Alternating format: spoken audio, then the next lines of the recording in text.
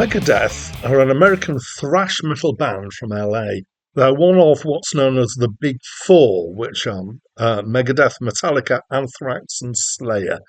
So they were formed in 1983 by Dave Mustaine. He was a founder member of Metallica, but he was sacked from Metallica and therefore founded Megadeth. They've had more or less a continuous existence since then, with Mustaine being the most constant member, apart from a break in the band when he had damaged his arm. They released their first album in 1985 and their 16th in 2022. Hi, my name's Dan. So this was Megadeth's second album. It's my first time listening to it. Apparently, this is thrash metal.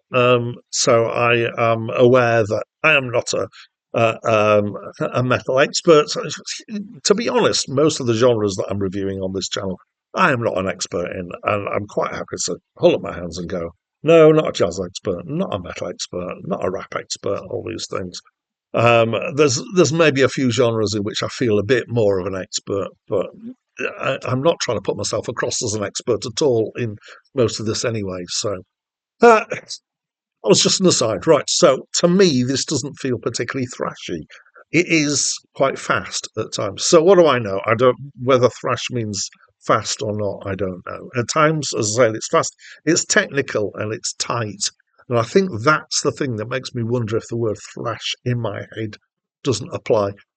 Because to me, the word thrash kind of has a feel of a kind of connotation of looseness about it that this doesn't have, I would say. And maybe occasionally it does.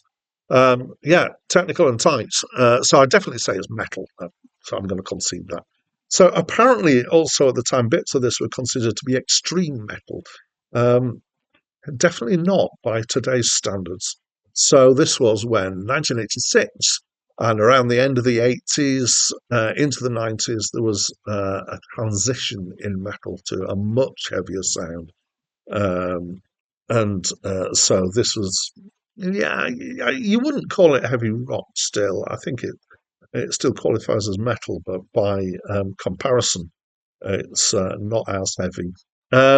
It's got a lot of feels, a lot of different kind of rhythms and textures in here. It keeps switching in the middle of tracks. I can get alongside that. I quite like a track that switches around and does something different. I imagine that could be quite impressive if they were able to do it cleanly live. I can't see any reason why they wouldn't have been able to, because they do seem to be very competent. Um, so musically, yeah, I enjoyed it. Some interesting feels, some good feels. Vocally, is strong. I wouldn't say is the strongest or is not the most distinctive metal voice that I've ever heard. It is singing and occasional kind of spoken bits, and it's kind of high whaley kind of metal singing. Fairly stereotypical for metal of this sort of time, I would say. Decent delivery, but as I say, not outstanding in the way that just one or two people maybe are. Lyrically, it's a mixture. So most of it is actually storytelling stuff. So Peace Sells is a political commentary, which is unusual for metal, and it was a thing that they were kind of known for pioneering the idea of having a social conscience whilst doing metal. It's also stylistically, that track Peace Sells reminded me of AC/DC in a good way. It's just the vocal delivery and the way that it goes about it has got that kind of cheekiness to it, which not quite as much as AC/DC.